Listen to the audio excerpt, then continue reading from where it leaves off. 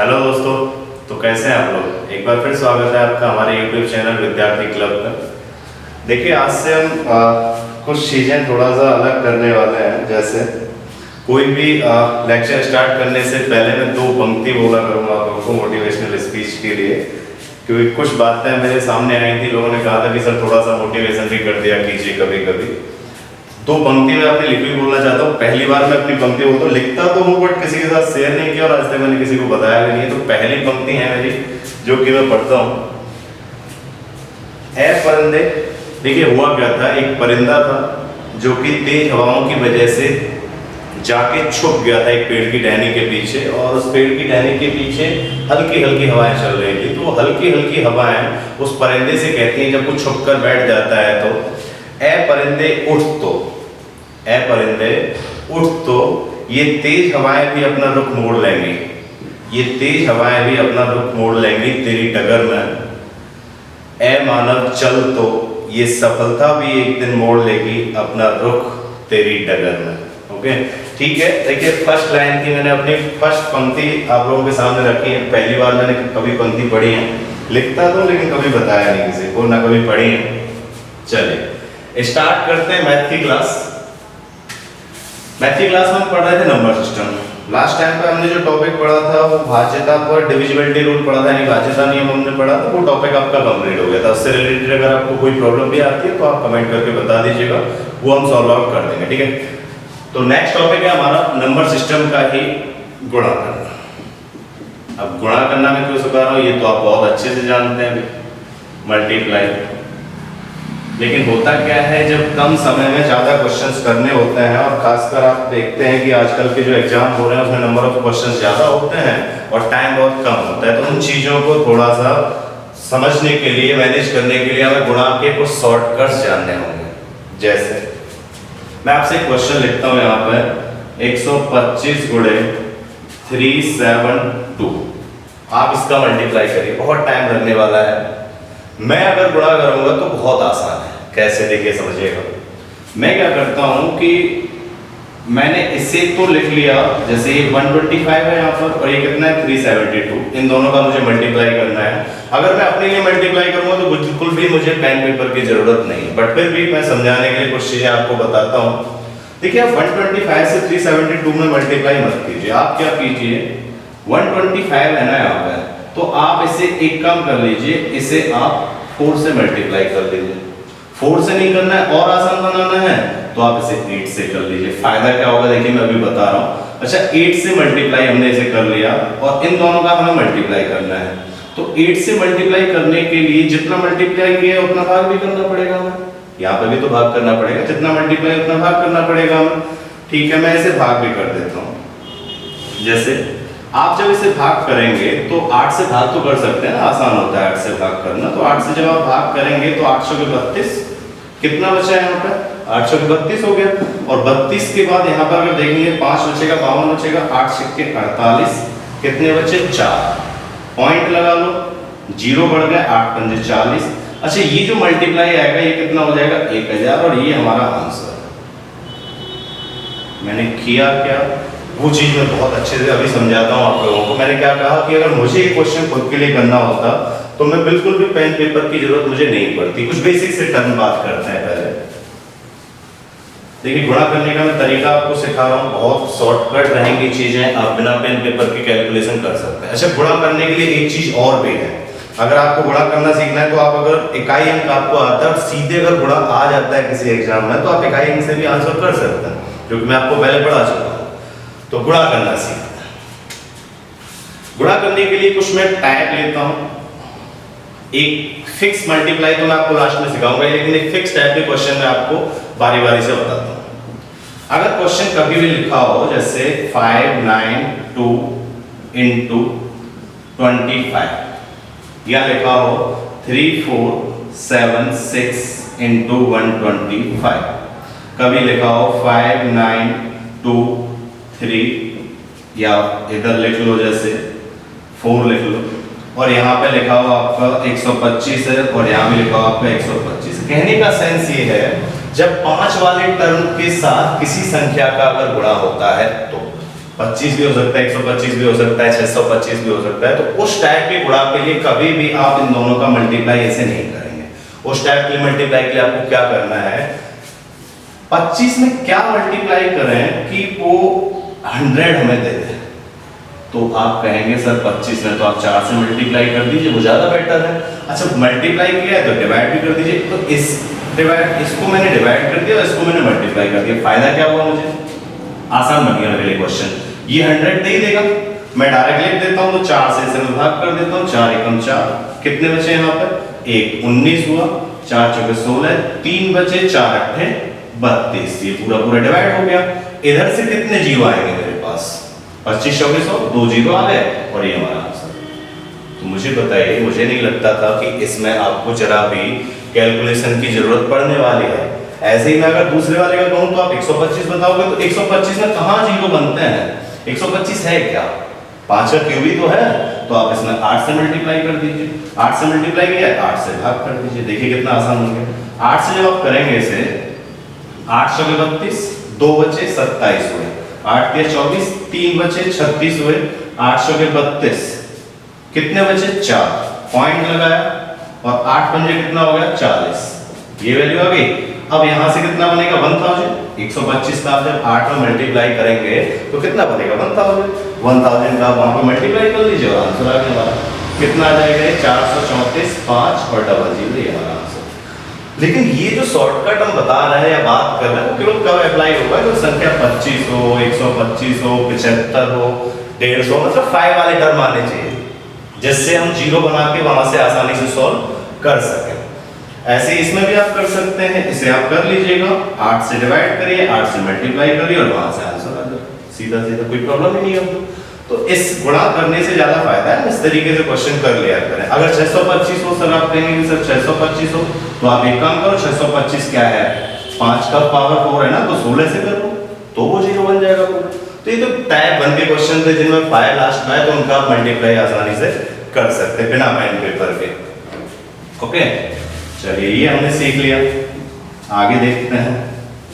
अब मैं कुछ बेसिक पार्ट बताता हूं आपको मल्टीप्लाई करने के।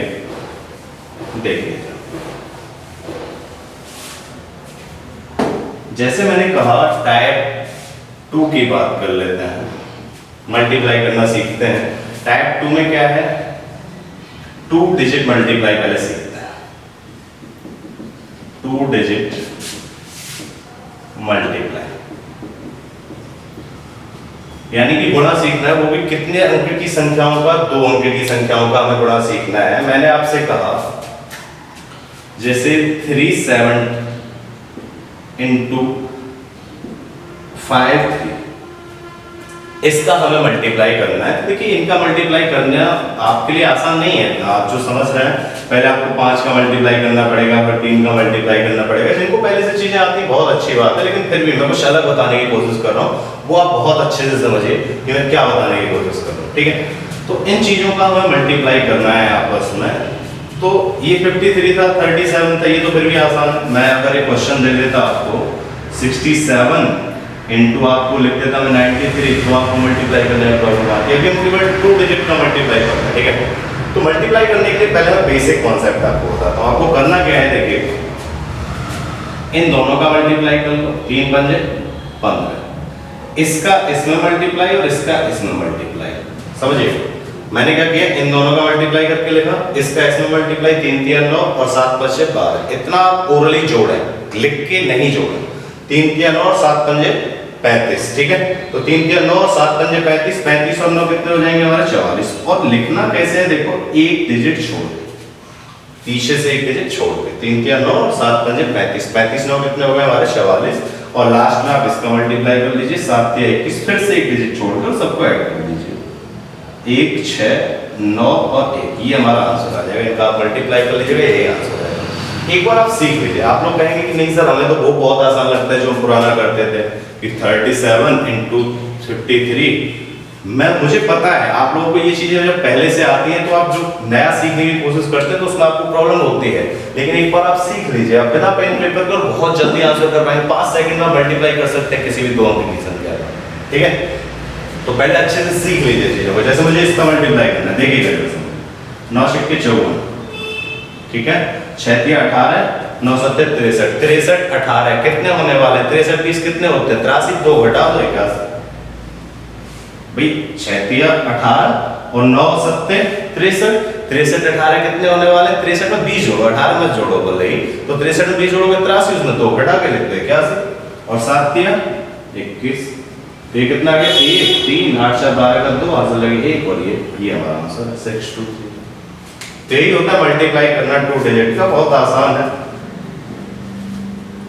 ठीक, अगर मैं आपको एक क्वेश्चन और बताता हूं, देखिए जरा समझने की कोशिश कीजिए। क्वेश्चन है इस बार 47 इंटू 83, इसका मुझे मल्टीप्लाई करना है।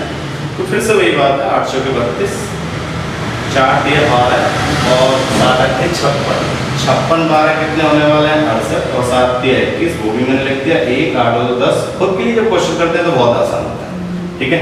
ये 9 और ये 3, ये हमारा आंसर है। क्लियर? अब देखिए कुछ प्रॉब्लम आती है, जैसे मैंने दोनों संख्याएं बड़ी अगर मैं ले लूँ वही, जैसे अगर मैंने लिखा 87 गुणे 87, 68 64, ठीक है। 8 7 56, 8 7 56, 56 56 कितने हो गए? 112। आप फिर से एक डिजिट ही छोड़ के लिखोगे, भले ही कहीं तक भी वो संख्या जाए। 112 और 7 7 49, वो भी हमने लिख दिया। एक डिजिट छोड़ के ही हमेशा लिखना होता है, तो 9 6 5 और 7 ही हमारा आंसर, ठीक है। अच्छा, इस गुणा का एक और फायदा होगा, हम क्या सीख सकते हैं? संख्याओं का स्क्वायर। जैसे मैंने अभी 87 into 87 जो लिया है वो स्क्वायर ही है, उसके बाद में करेंगे वो और ज्यादा शॉर्टकट बन जाता है बेसिक चीजों से।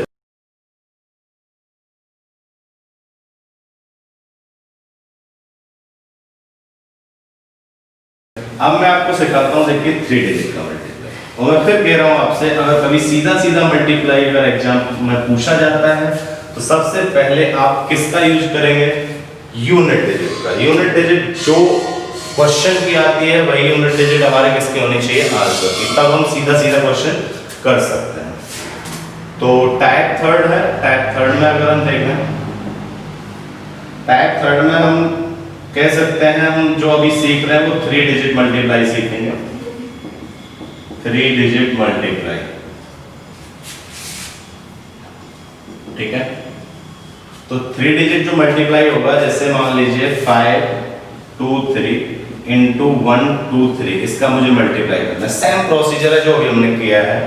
इसका आप जब मल्टीप्लाई करेंगे तो बहुत ज़्यादा टाइम लग जाएगा आप लोगों को। वैसे अगर बेसिक कॉन्सेप्ट से करेंगे तो देखिए करना क्या है। 5 एकम 5, 5 एकम 5 को 0.5 लिख लो, कोई दिक्कत नहीं है उसमें। फिर क्या करना है देखना, जरा समझना बात को। मैं क्या करने वाला हूँ, थोड़ा सा कंफ्यूजन वाला पॉइंट रहेगा नहीं तो। इसका मल्टीप्लाई किया, फिर मैं इसका मल्टीप्लाई इसका और इसका मल्टीप्लाई इसका। पहले 1 फिर 2 फिर 3, इस तरीके से लेना है। 5 एकम 5 लिख दिया, 5 दूनी 10 और 2 एकम 2, तो 10 और 2 12, फिर से एकम छोड़ के लिख दिया। अब जब पहले 1 लिया था फिर 2 ले लिए, तो फिर कितने लेंगे? 3। तो 3 अगर लेंगे तो 3 इसी तरीके से लेंगे क्रॉस में, ठीक है। 5 दिया 15, 3 एकम 3, 15 और 3 कितने हो गए? 18 और 2 दूनी 4, ठीक है। तो 18 और 4 कितने हो गए? 22, वो भी हमने लिख दिया। अब देखिए एक बात बताइए, पहले 1 लिया था फिर 2 लिए फिर तीनों ले लिए। अब स्टार्टिंग से छोड़ना है तो अब कितने लेंगे? लास्ट के केवल 2। पहले 3 लिए थे, लास्ट के 2 ले लेंगे। पहले फर्स्ट, फिर सेकंड 2, फिर थर्ड और फिर लास्ट में 2। 3 दूनी 6 और 3 दूनी 6, 6 और 6 कितने हो गए? 12, ये भी लिख लिया। और लास्ट में आप इसका मल्टीप्लाई कर दीजिए 0 9 और आंसर तो 9 2 3 4 6, ये हमारा आंसर। बहुत आसान है, बस आप लोग इन चीजों को सीख लें। करना क्या होता है, पहले 1 डिजिट फिर 2 डिजिट फिर 3 डिजिट, फिर पहले से छोड़ देते हैं 2 डिजिट और लास्ट में 1 डिजिट, क्रॉस में मल्टीप्लाई करते हैं। एक क्वेश्चन मैं और बता देता हूँ 3 डिजिट के लिए, देखिए जरा। क्वेश्चन है हमारा 679 इंटू 214, इसका मुझे मल्टीप्लाई करना है। और इसका मल्टीप्लाई करने के लिए फिर से वही काम है, 7 दूनी 14, एक तरीके से लिखते जाते हैं। इतना तो आप सीख ही गए हैं, ठीक है। 7 एकम 7, 6 दूनी 12, ठीक है। तो 12 और 7 कितने हो गए? 19, फिर से मैंने लिख दिया। फिर से आप 3 डिजिट मल्टीप्लाई कर लीजिए, तो 7 चौके 28 और 9 दूनी 18, 18 28 आपके कितने हो जाएंगे? 46। और 6 एकम 6, 46 और 6 कितने हो जाएंगे 52, वो आप लिख लीजिए। और लास्ट में जब 3 डिजिट हो जाए तो 2 डिजिट लिख लीजिए। 6 चौके 24, 9 एकम 9, 9 24 कितने हो गए 33, और लास्ट में 9 चौके 36। सबको ऐड कर लीजिए तो 6 6 5 4 और ये आपका 6 और ये हमारा 1, ये हमारा आंसर है। क्लियर? तो इसमें मेरे हिसाब से कोई प्रॉब्लम नहीं होनी चाहिए आपको 3 डिजिट मल्टीप्लाई में और 2 डिजिट मल्टीप्लाई में। अब कुछ लोग कहेंगे कि सर 3 इंटू 2 डिजिट का बताइए, यानी कि 2 इंटू 3 डिजिट का मल्टीप्लाई अगर हम सीखें तो वो देखते हैं, समझ मल्टीप्लाई टाइप 4। देखिए ये भी बहुत आसान है। 2 और 3 का अगर हमें मल्टीप्लाई करना है, यानी कि एक संख्या हमारी 2 अंक की हो और एक संख्या हमारी 3 अंक की हो, तो कैसे हम मल्टीप्लाई करेंगे। बहुत गर्मी है आज, गर्मी का प्रकोप ज़्यादा चल रहा है और मुझे बहुत ज़्यादा पसीना आता है, तो आप परेशान ना हो, आप पढ़ाई करें, मैं ठीक हूँ, कोई प्रॉब्लम नहीं है। क्वेश्चन है हमारा 5 9 इंटू 7 2 3, इसका मुझे मल्टीप्लाई करना है। तो देखिए इसका मल्टीप्लाई करने के लिए आप इस 5 9 को इधर लिख लीजिए और इसके सामने क्या मान लीजिए 0। सेम क्वेश्चन बन गया फिर से वही। 0 की प्रॉपर्टी आपको पता है, 0 का गुणा जब किसी भी अंक से हम करते हैं तो वैल्यू कितनी आती है 0। तो जब आप इसका गुणा करने बैठेंगे तो ये तो 0 0 हो जाएगा, कोई प्रॉब्लम नहीं। ये भी 0, 7 पंजे 35, ये लिख दिया हमने। फिर इसका 3 बार मल्टीप्लाई करेंगे, ये तो 0 ही हो गया। 7 9 63, 5 दूनी 10, 63 और 10 कितने हो गए 73। और फिर जब तीनों हो गए तो लास्ट के 2 देख लेंगे। 9 दूनी 18, 5 दिया 15, कितना हो गया 33 और लास्ट में 9 दिया 27। सबको ऐड कर दें 7 5 6 2 और 4, ये हमारा आंसर रहेगा 4 2 6 5 7। तो ये मल्टीप्लाई है। आप जैसे 2 इंटू 3 का किया है, आप 3 इंटू 2 का भी कर सकते हैं। मैं एक क्वेश्चन और आपको लास्ट बता देता हूं जिसमें आपको सॉल्व करना है। क्वेश्चन है, इसका आंसर आप हमें कमेंट में करके बताइएगा। 6 8 9 इंटू 92, इसका मल्टीप्लाई आपको करके कमेंट सेक्शन में हमें बताना है कि कितना आंसर इसका आएगा। पाइप प्रोसेस जो मैंने बताया है एक बार सीख लीजिए, मैं इस बात की गारंटी देता हूं कि आप बहुत जल्दी आंसर कर पाएंगे चीज़ों का। तो ये हमारा गुणा सीखने का अंदाज था। गुणा हमने किस तरीके से सीखा, तो हमने गुणा करना सीखा। गुणा से ही रिलेटेड एक बहुत अच्छा टॉपिक इसमें सीखने को हमें मिलता है जो कि बहुत ज़्यादा इंपॉर्टेंट है एग्जाम पॉइंट ऑफ व्यू से। वो है हमारा गुणा के अंत में शून्यों की संख्या ज्ञात करना या जीरो की संख्या ज्ञात करना। इसका सेंस क्या है देखिए मैं आपको बताता हूं। जैसे अगर मैं आपसे एक क्वेश्चन पूछूं कि 1 इंटू 2 इंटू 3 इंटू 4 इंटू ऐसे आप अगर अप टू 100 तक करें तो टोटल जब ये मल्टीप्लाई होके वैल्यू आएगी तो उसके लास्ट में टोटल जीरो कितने होंगे। मैं कह देता हूं आंसर 24। तो आप कहेंगे कैसे, तो वो मैं आपको समझाता हूं कि किसी भी संख्या के अंत में जब हम गुणा करते हैं तो उसमें नंबर ऑफ जीरो जो रहते हैं वो कितने रहते हैं। तो गुणा के अंत में या संख्या के अंत में जीरो की संख्या ज्ञात करना हम सीखने वाले हैं। इसका आंसर मैंने आपको बताया 24। ये आप भी ओरली कर सकते हैं, बट कैसे, हाउ पॉसिबल, वो समझिए। देखिए जीरो जो आता है वो किसकी वजह से आता है, समझिएगा बात। तो जैसे मैंने कहा 10, अब ये जो 10 में जो हमें जीरो दिख रहा है ये आखिर किसकी वजह से दिख रहा है। आप जब इसकी फैक्टर करोगे तो क्या आएगा 2 गुणे 5, तो इसकी वजह से तो जीरो आएगा नहीं, इसकी वजह से जीरो आया। और कितने जीरो आए इसकी वजह से, केवल 1, यानी कि 5 की वजह से जीरो आ रहा है, इसकी वजह से कोई जीरो नहीं आ रहा। और कितने जीरो आ रहे हैं, 1 जीरो आ रहा है, यही कह सकते हैं।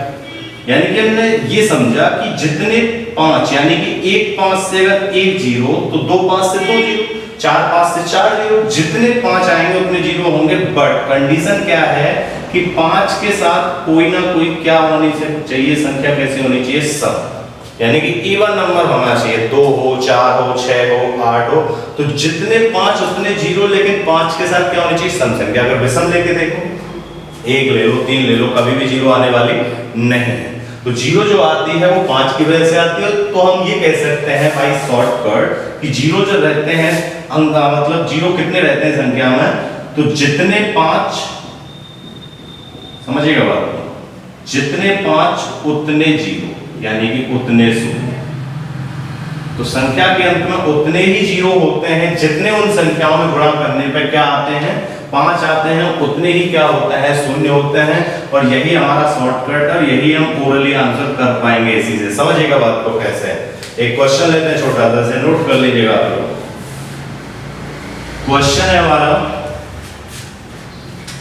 1 2 3 4 5 और मैंने कहा सर इसमें मुझे 5 दिख रहा है, एक तो जो जीरो दिखेंगे, शून्यों की संख्या भी मुझे दिखेगी, वो कितनी दिखेगी, एक ही दिखेगी, इससे ज्यादा संख्या दिखने वाली नहीं है। क्योंकि मुझे 5 जो दिख रहा है वो कितने दिख रहे हैं, केवल एक। भाई 5 के 20, 20 दिया 60, 60 दिया वो 60 दूनी 120, 120 दूनी वो एक 120 से कम 120, तो जीरो तो एक ही आया ना। 120 में लास्ट में कितने जीरो हैं, एक जीरो है केवल।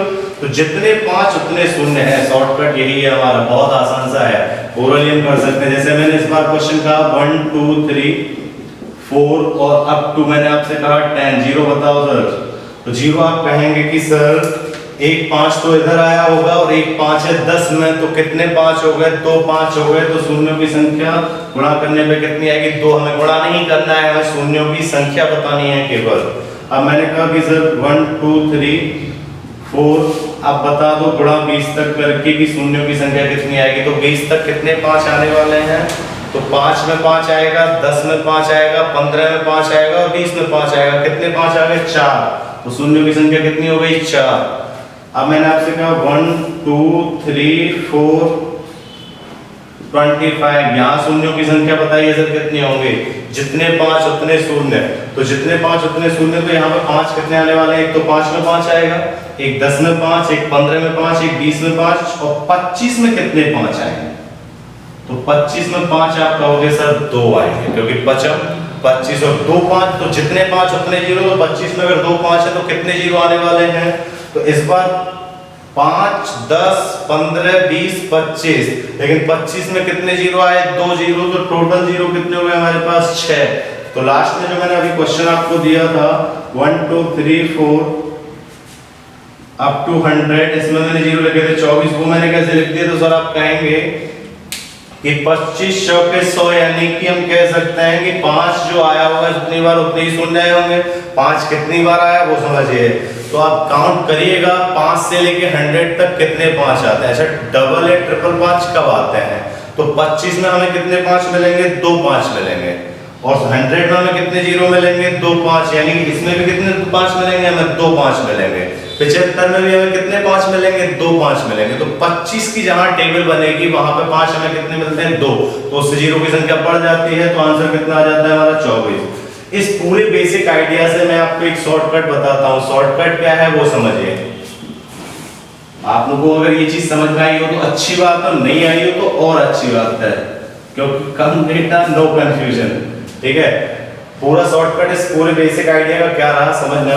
जो भी संख्या होती है, जो भी क्या होती है, संख्या होती है, आपको उसे क्या करना है, हमेशा जीरो ज्ञात करने के लिए सबसे पहले 5 से डिवाइड करना है। किससे डिवाइड करना है, 5 से। जैसे मैंने लिखा 10, तो 10 को डिवाइड करोगे 5 से, तो 5 दूनी 10, जितनी बार भाग जाएगा उतने ही तो 5 आएंगे। जब 5 से डिवाइड कर लो, उसके बाद अगर 25 से बड़ी कोई संख्या है तो 25 से डिवाइड कर लो। अभी मैं मतलब बता रहा हूँ उस चीज का क्या है। फिर कर लो 125 से, 5 25 पंजे 125, यहाँ पे 2 5, यहाँ पे 3 5। ऐसे ही फिर आगे भाग करोगे तो किससे करोगे, 625 से। फिर जब करोगे 5 25 125 625, तो फिर करोगे 15625। ठीक है, तो इसी तरीके से फर्दर आता चला जाता है। देखिए जरा समझिएगा बात को कैसे। मैंने आपसे कहा कि आप गुणा करिए, कहां से कहां तक। अच्छा ये जो डिविजिबिलिटी रूल हम बात कर रहे हैं अभी, गुणा का रूल जब हम बात कर रहे हैं वो तभी अप्लाई होगा जब संख्या कहां से होगी, 1 से। मैं वो भी बताऊंगा जब 1 से संख्या स्टार्ट नहीं होगी। तो 1 से लेके अगर हम बात करें 1 2 3 4 और अप टू मैंने आपसे कहा कि आप बताइए सर कि 80 तक टोटल कितने जीरो होंगे। तो मैंने क्या कहा, संख्या कहां तक है, 80 तक। तो आप इसको पहले 5 से डिवाइड कर लीजिए सर। 5 से जब आप डिवाइड करेंगे तो कितनी बार डिवाइडेशन होगा, 16 बार, ठीक है। फिर उसके बाद आप देखिए मैंने कहा जो संख्या अगर 25 से बड़ी है तो फिर 25 से डिवाइड कर लीजिए। पहले इससे डिवाइड किया था, फिर इससे डिवाइड करेंगे। 25 किया 75, क्या ये 125 से डिवाइड होगा, और नहीं होगा तो उसे डिवाइड करने की जरूरत नहीं है। शेष भले कुछ भी बचे जितनी बार भाग जाता है। तो यानी कि 1 से लेके 80 तक की संख्याओं का अगर गुणा करेंगे तो जो नंबर ऑफ जीरो जाएंगे लास्ट में वो कितने आ जाएंगे, 90। क्लियर है। तो जितने 5 उतने शून्य, तो पहले 5 से डिवाइड करना है, फिर 25 से, फिर 125 से, फिर 625 से, और फिर इसी तरीके से डिवाइड करते हुए चले जाना है। अब क्वेश्चन क्या है, मैंने आपसे कहा कि 1 से लेके 100 तक का आप इसमें जो आपने बताए थे 24, उसमें आप अप्लाई करके बताइए इसे जरा। तो मैं कहूंगा सर कि 100 से पहले 5 से डिवाइड करिए, कितने आ गए 20, प्लस फिर कर लीजिए 25 से, 25 चौके 100, फिर करिए 125 से, तो कहेंगे सर 125 तो बड़ा हो गया, ऐसे डिवाइड करने की जरूरत नहीं है। तो ठीक है, आंसर यहीं पे कंप्लीट हो गया। कितने जीरो आ गए हमारे पास, 24। क्लियर है। तो इसमें मेरे हिसाब से आपको कोई प्रॉब्लम नहीं होनी चाहिए, आप ओरली भी कर सकते हैं चीजों को। अब देखिए जरा, अब बात आती है कि संख्या अगर 1 से स्टार्ट ना हो तब क्या करें सर, तब का समझिए क्या करना है। अगर संख्या ऐसे लिखी हुई है कभी कि 2 गुणे 4 गुणे 6 गुणे 8 गुणे और अप टू लिखा हुआ है 100 तक की, इसमें बताइए सर जीरो कितने होंगे। आप बहुत देर से बताने लग रहे थे कि जीरो इतने होंगे। अब इसमें कैसे बताएं, तो देखिए एक बात बताइए, मैं पूरी संख्याओं से 2 कॉमन ले लेता हूँ। 2 जैसे कॉमन लिया, संख्या वही बन गई 1, भाई 2 कॉमन आ गया, 2 एकम 2, 2 दूनी 4, 2 तिया 6, 2 चौके 8, और ये कहां तक बनने वाला है, 2 जब कॉमन लोगे तो 50 तक। तो हमें तो मतलब इससे तो था ही नहीं, हमें तो इससे मतलब रहा, इसको आप डिवाइड करके देख लो कितने जीरो आने वाले हैं। तो 5 से डिवाइड कर लो 10 आ गए, प्लस फिर 25 से डिवाइड कर लो 2 आ गए, 125 से होगा नहीं, तो 10 और 2 12 जीरो आ गए। बात समझ पाए कि नहीं समझ पाए। अब कहेंगे कि सर ये तो आपने बहुत आसान सा क्वेश्चन ले लिया था, 2 4 6 8, कुछ अच्छा और लेके बताइए। तो मैंने कहा चलिए कुछ अच्छा और लेते हैं। तो मैंने आपसे कहा 10 गुणे 15 गुणे 20 गुणे 25 गुणे, और ऐसे ही मैंने लिख दिया सर कि 200 तक। बताइए अब जरा शून्यों की संख्या। तो मैं कहूँगा फिर से मैं वही बना लूंगा क्वेश्चन को, कैसे मैं बना लूंगा भाई। अच्छा इसमें एक काम और कर लेते हैं, फिलहाल मैं अपने हिसाब से 5 और ऐड कर लेता हूँ। तो अब इसमें जीरो बताना है मुझे, तो मैं क्या करता हूँ, फिर से 5 कॉमन ले लेता हूँ। 1 2 3, 5 एकम 5, 5 दूनी 10, 5 तिया 15, 5 चौके 20, और ऐसे ही आता चला जाएगा। और ये कितनी बार जाएगा, 5 चौके 20, 5 चौके 20, और ये 40। अब आप कहेंगे कि सर ठीक है आपने ये कर लिया, अब जीरो तो बताइए।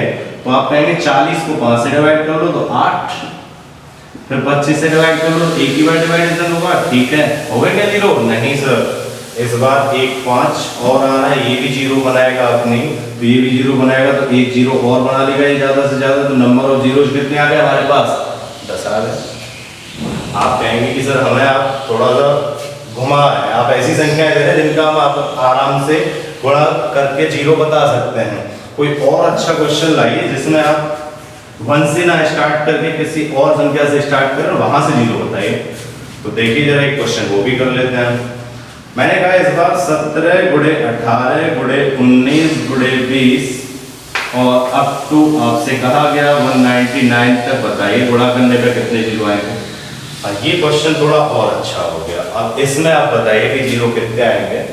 तो मैं फिर से वही कहूंगा, देखिए कॉमन तो इस बार आएगा नहीं, लेकिन हमेशा क्वेश्चन जो पूछा जाता है, अब ये मत कहना कि सर वैसी संख्या अभी लगातार संख्या नहीं है तो जीरो बताओ, वैसे क्वेश्चन पूछे भी नहीं जाते। जो क्वेश्चन आपसे एग्जाम में बन नहीं सकते हैं वो आपसे पूछे भी नहीं जाते कभी भी। कारण यही है कि इतना टाइम नहीं रहता है वहां पे सॉल्व करने का।